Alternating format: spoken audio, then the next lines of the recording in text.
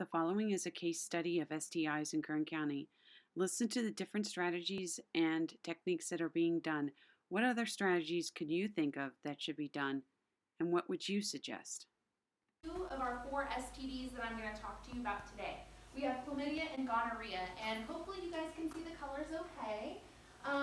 What these graphs show you is that Kern's rates of STDs, specifically chlamydia and gonorrhea, are exponentially higher than the state average and the nationwide average. So when you look at the chlamydia graph, you see that we here in Kern are the red line at the very top, and then we have California at the yellow line and the US at the blue line. So we are significantly higher than both the state and the nationwide averages.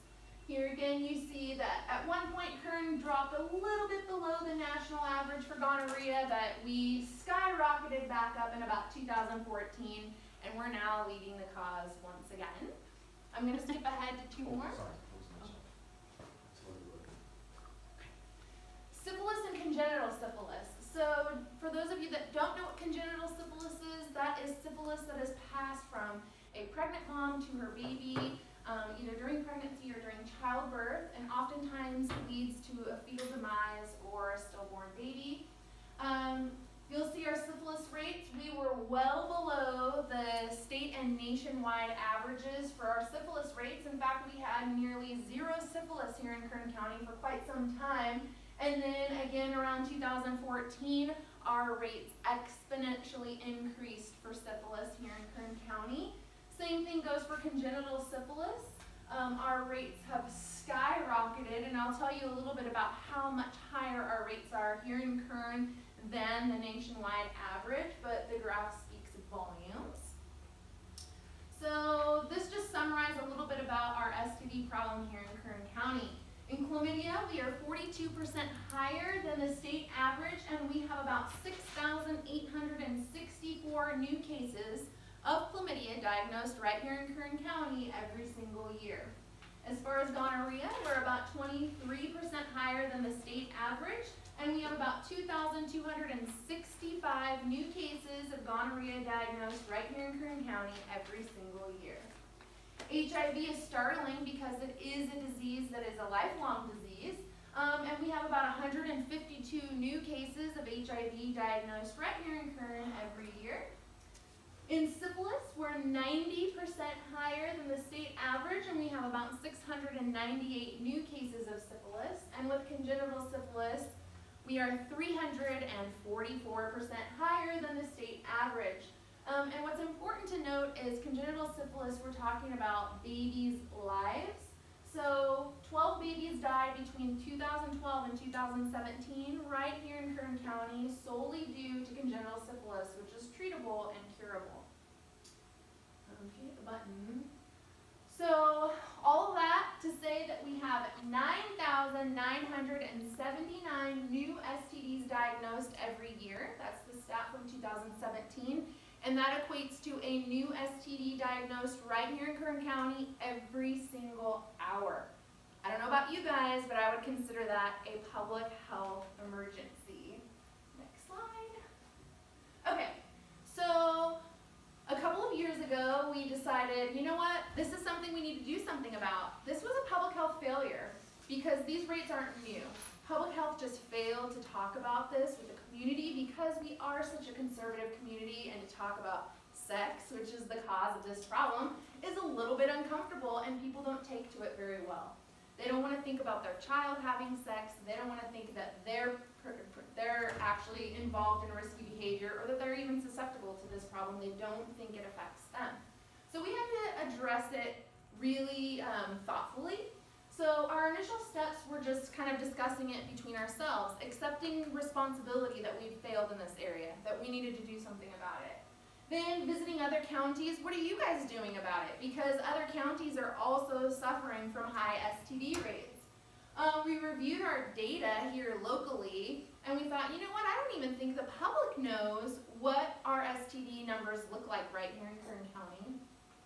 We decided, well, let's put it on a map. Let's put every single STD that was diagnosed in Kern County on a map, and let's find that area that's most affected by STDs. Only when we put it on a map, It's everywhere. So there's not a small little area within Kern County to address. It's all of Kern County that needs to be addressed.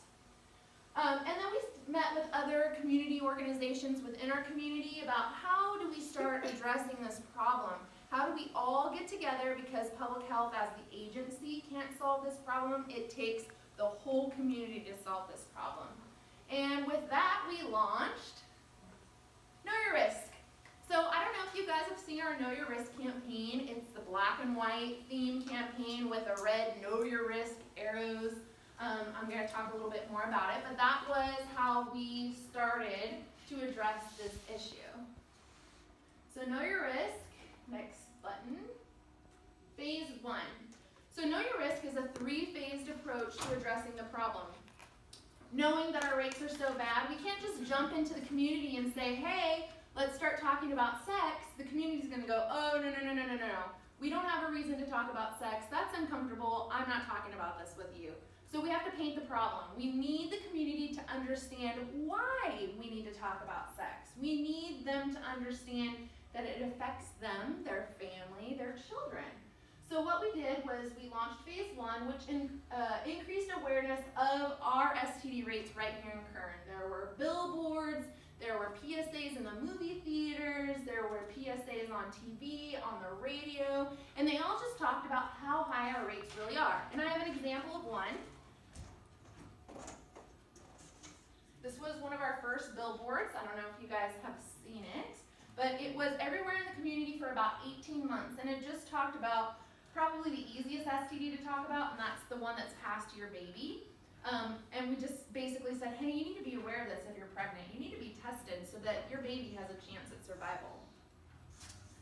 So then, click the button, we launched into phase 2. And phase 2 gets a little bit more difficult because we talked about communication. We talked about parents talking to their own children about sex and the importance of that. But I don't know about you guys, I'm a parent, and I didn't know the first thing about talking about sex with my kids, and I thought, oh, my kids are too young, I don't need to talk about this yet. Only we're seeing STDs diagnosed in people as young as 10 years old. So the conversation needs to happen, and parents are a very trusted source, but parents didn't necessarily feel like they were equipped with the right information to talk to their kids, so we created these toolkits. And with our partners within the community, we handed out these toolkits to parents, and what it does is it has a flash drive with many resources about STDs, about pregnancy, about sex, and we encourage parents to download all that information, research it, and tailor the message to the way that they want to talk about sex within their own home. Not all parents want to talk about a condom and encourage their kids to have sex but have it safely. That's not the message all parents want to give. So who are we to tell them, no, talk about condoms? They need to decide what message they need to give to their own kids. And how do you start that conversation? That's really, kind of a tough thing to overcome, to just walk up to your kid, hey, I want to talk to you about sex. Oh, it's not that easy. So we put a Frisbee in here that says Know Your Risk on it in hopes that parents would go to the park, throw the Frisbee back and forth with their kids, and their kid would say, what is Know Your Risk? What's this Frisbee about? And then that would help start the conversation. It's these little things that we don't necessarily think about that are really difficult. Yeah, what's that? So we tried to equip parents with the tools that they needed to have those conversations. And then faith-based partnerships. Where is the most trusted, respected place that families can go to and receive advice? A church, right? So how do you go to a church and say, hey, I want to talk about sex? And I want you to talk about sex to your congregation, regardless of if they're married, if they're not married. We need to talk about this. Well, not all religions believe in having sex outside of marriage, but the conversation needs to be there. And it needs to be there with the young people. And you know what? Some churches agreed to help us. And we had some sermons that were recorded and provided to the community that talked about sex and safe sex, all within the Know Your Risk campaign. The Kaiser Educational Theater. So we thought we need to equip kids with the information they need to make safe choices. So high school age is a population or an age range that's really affected by our STDs. They're one of the highest infected populations that we have. So we need to get them that information before they begin engaging in this conduct. So Kaiser, the hospital, has this educational theater that they provide free within each community, and it is this play, an hour-long play, that teaches kids about safe sex. And we worked with the high school district and with Kaiser, and we brought that educational theater here, and it will eventually hit every single high school every other year with this play to teach kids about how to engage in safe sex, or how to tell people, no, you're not interested in having sex, to give them that confidence so that they're able to say no. And then, believe it or not, we had to talk to our doctors. I showed you earlier a slide on syphilis, and we had 0 syphilis here in Kern County, so some of our doctors, they didn't know what to look for because they had never seen syphilis, but syphilis is back with a vengeance. And so we needed to train our doctors on what to look for, how to report it, and how to talk to patients, even if they're not there for a symptom of an STD, how to get that sexual history out of them and talk to them just, about their sexual health. So we had this big, what we're calling symposium, and we trained all of our local doctors that came and participated on how to find an STD, how to diagnose an STD, how to treat an STD, how to report an STD, and how to talk to patients that aren't there for an STD check about their sexual history. Did you have a question? I went to the OB yesterday for my yearly thing, and I started talking about this obviously because that's what we're there for, right? And she was like, "Oh yeah, syphilis isn't what it used to be." I was like, "Actually." She's like, "Are you serious?" I'm like, "Yeah." She's like, 150 isn't that much. I was like, "It was 0 in 2008." Yeah. Woo, you go. Good job. Good job. I had no idea. Yeah. I just didn't know. And when women were pregnant, not all doctors were testing them for STDs, and we have an STD that kills children. It kills babies. So we had to re-teach our community, you need to test all women that come in that are pregnant for STDs. Why not? Just to give them that information and treat them if necessary. Was there a question back there? Yeah, I was just going to say, I work at an urgent care, and we have flyers, the Know Your Risk flyers, just everywhere in every room. Wow. So maybe your OB should print some of those out. Right. That's awesome. Yeah. That's great to hear. And then the second part of phase 2 was also talking about testing. Testing is kind of a scary thing to broach with people. Hey, you could have engaged in these risky behaviors. You might want to get tested just to find out. You might want to encourage your partner to get tested just to find out. So our campaign was focused on both communication and testing. We also made some improvements in our very own health clinic at the public health department, and we started offering what we call patient-delivered and partner-delivered therapy. And what that is we used to see people, and really our clientele is kind of high risk. They don't necessarily have, a lot of transportation. There's a lot of barriers that they face in their life to just, everyday luxuries that we kind of take for granted. So what we were doing, somebody would come to us, they would have an STD, we would write them out a prescription, we would give them the prescription, and we'd say, okay, go get your prescription filled and take it, and then you'll be better. Well, they don't always have a car, they're looking for a ride, they don't necessarily make it to the pharmacy, then they're not getting treated, then they're passing the STD to somebody else.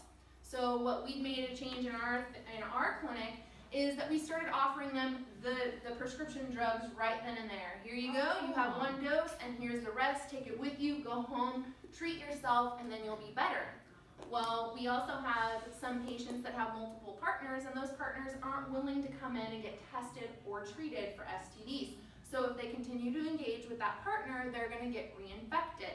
So what we did is we implemented partner-delivered therapy, which meant if you came in with an STD, we treated you, we sent you home with medication for your partner to take without coming in to get treated, so that they can get cured from the STDs as well. Next. And now we entered phase 3. So phase 3 has just begun, and we have done a lot of research over our last couple of years, and we've found that some new improvements in our lives have actually become detriments to our STD rates. And one of those is technology.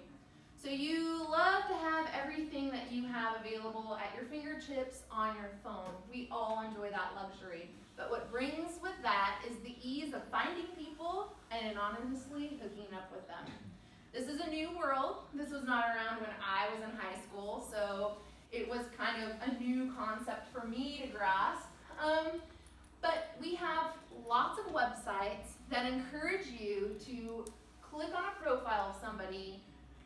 You're both there for the same purpose, and that's to engage in anonymous sex, and then walk away.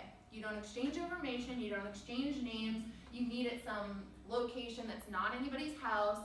And so when you test positive for an STD, we have no way of finding the person that gave you that STD. So this is an issue for us that we have not yet been able to address. So that's something for you guys to consider if you take this on as your case study. How do we address this technology issue that we see? These anonymous hookup sites are actually made to address children as well. There are children-only sites that are really trying to get those ages 12 to 18 to engage in these behaviors, and that is really scary. So that's a big issue. Risky behavior is another issue. So in our own clinic, we see almost 85% of our patients that come in for an STD check have engaged in unprotected sex. So we need to figure out how we can get people to stop engaging in risky behavior. So we had to start talking about condoms. We didn't want to, because it's basically telling the community, hey, go ahead and engage in these types of behaviors, just be safe about it. But if you're not gonna be abstinent, you need to be safe, and that includes wearing a condom. And then finally, what I wanted to talk about in phase 3 is we obtained a new mobile health clinic, and we're taking our services to the areas of the community that need it most, because people that don't live in Metro Bakersfield don't have the same kind of access to health care that we have living in Metro Bakersfield. So we have a mobile health clinic that will be launching in the next couple of months, and it will be taking those STD testing and treatment services, and as well as our birth control services, out to those areas that need it the most in order to try to address our STD issues. Do I have anything else on that? No. Okay, so I thought I would show you. Phase 3 has some PSAs, and 2 of those PSAs I brought for you. Maybe we'll just watch one so Matt has time for his case study.